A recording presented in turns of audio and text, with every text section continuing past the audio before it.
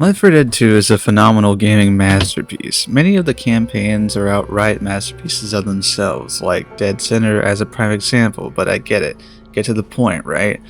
Well, I had to take the first 15 seconds up so I could say, Coldstream is bullshit!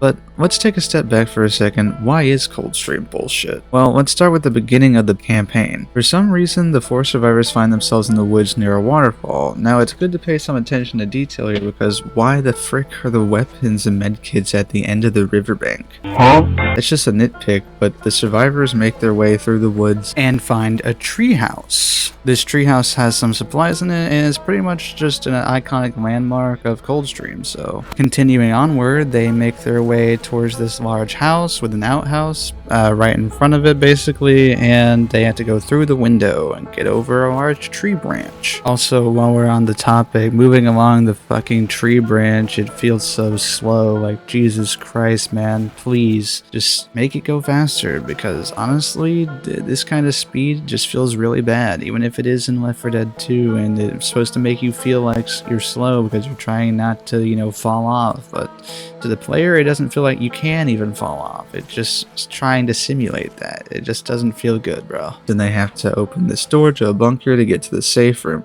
Of course, it's a crescendo event, and on Expert, this sometimes can be really difficult to get through, but we're not even halfway through yet. In the second chapter, we come out of the same room to be greeted with a bright-ass frickin' light. You could turn this damn thing down a little. And then there are all tier 2 weapons at the end of the sewer tunnel for some fucking reason. I don't understand it, because there's literally no hint of other survivors here. So, actually, after looking at the safe room in Coldstream, I actually found this one graffiti message. There isn't anything else around here really, but because the rest of it's basically ineligible graffiti, or at least I can't read it, but I can read this. I killed 63, then other people here are posting how many they killed. 77, 104, 86, 109 bitches, 53,595. So, I was wrong. Anyway, so making your way ahead, you encounter a scripted tank. This happens every time you play, and the tank always sends down a giant rock, which can instantly down you, making it easy for the tank to solo your team on Expert. Not to mention that even the rock rolling around and colliding with your hitbox will down you as if it has some kind of fucking telekinesis or something. See that shit, bro? What the? Oh yeah. I forgot that the tank is Steve. 200 damage. Wait, how are you down? What the fuck? You got hit by the rock? The rock rolled over and hit him. But that isn't even the worst part of the chapter. Luckily, this scripted tank is the only tank that can appear in this chapter. After you get past the tank, you continue heading downstream. You get it, guys? Coldstream. Anyway, you get to a seated evac site with some supplies and some explodable barrels. However, it's a bit hard to tell what they are because they picked a yellowish orange instead of a red for explosive. If anything, they look more radioactive than explosive at all. So you shoot the barrels and a crescendo event starts with constant zombie hordes and for some reason an alarm going off even though there's no sign of any indicator for a siren. And you go through the sewer tunnel only to realize that the first time you played this campaign you died here by falling off the end of the stream because after the doorway, the current is too strong and you're dead either way. Alright, so I'd like to say that no, actually it's not true that the current is too strong for you to actually come back from it. It's mainly that when you play on a higher difficulty, it's a lot harder to, because if you have low enough HP, then you're just not going to make it because you're too slow by that point. So in other words, it's still bullshit. If you get through the doorway though, you're met with this absolute bullshit of a fucking staircase full of zombies, barely any room to move, and then specials and all attacking you. Luckily I found no witches, but who's to say they can't spawn here?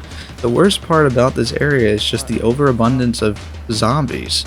You'll be fighting these guys for a while, and on Expert you might as well say your prayers because the staircase on Expert is absolutely abysmal. Managed to make it past the staircase, and well, Chapter 3 starts out with you coming out of the safe room to this bunker-like area, and I'm not sure why the stairs are broken. Pretty sure the zombies couldn't have done that. It's probably just a state of decay after such a long time of being there, you get out of the bunker to notice that you're surrounded by zombies. Overall, this part's not really that bad at all. It's just normal for the most part. You go up to the bridge and there's a truck explosion. Then you hold out to kill the zombies or move, doesn't matter. This event just summons a small horde really. I remember playing this on Expert and not really feeling as challenged as the other parts. You go down the bridge on the other side and get to this room of guns and a freaking car falls.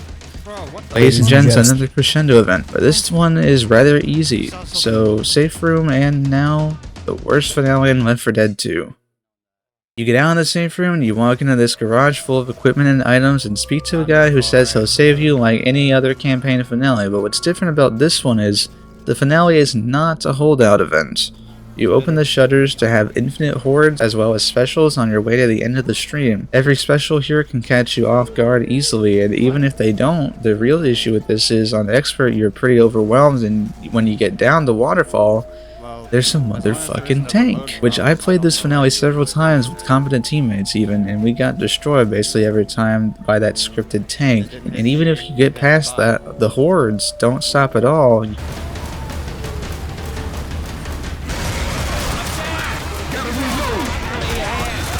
I went down before the hunter even felt kill me.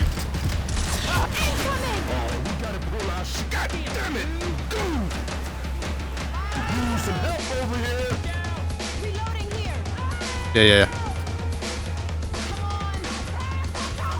There's a fucking charger. Ah, fucking damn! I didn't have enough time to take pills.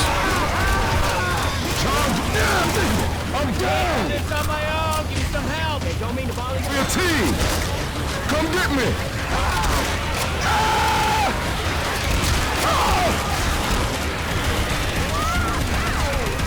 Hey, I did not mean to do that.